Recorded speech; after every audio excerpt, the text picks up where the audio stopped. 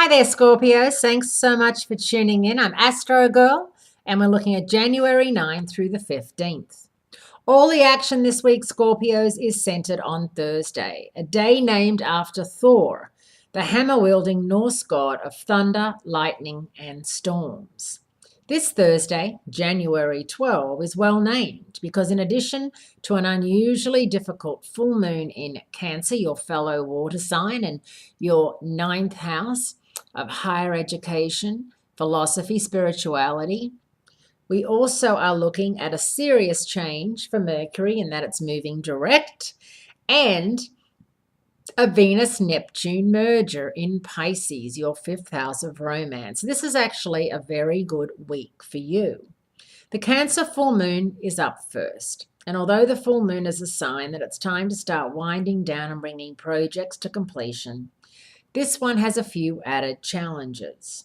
This Thursday's Cancer full moon is part of a 4-point configuration called a cardinal grand cross. This means that the Sun and the Moon are at cross purposes with crisis-loving Pluto, a Jupiter that can exaggerate the bad stuff, and extreme Uranus. With all 5 of these planets in zodiac signs that love action, the best way to make your way through this full moon's minefield is to bring everything to a complete stop, Scorpios. Then you can regroup and refocus.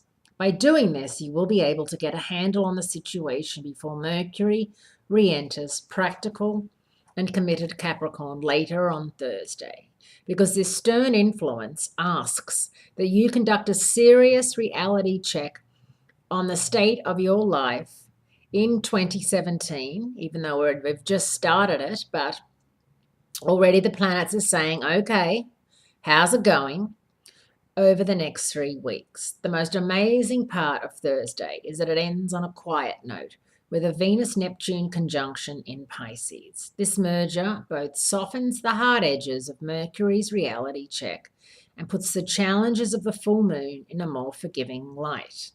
With all these influences incoming on Thursday, it's a week when you need to be alert and on your toes, Scorpios, and really focus on that full moon energy on Thursday. It's also your ninth house of overseas travel. If you're involved in a long-distance relationship, you know how hard it is to, have that continuous follow through with each other. And maybe it's time to start thinking about how you're going to make it less long distance and more, seeing each other more, meaning that one of you has to move.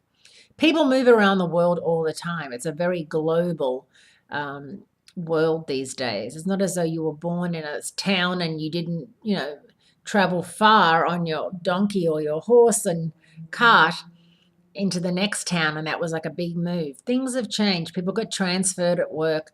People uproot all the time. So if you're in a long-distance relationship and you're feeling as if, oh, another holiday, you just spent the holidays alone or with them and now you're back at work, maybe this year is a time for you to focus on how you're going to make that dream a possibility. And this full moon is definitely going to stir that up.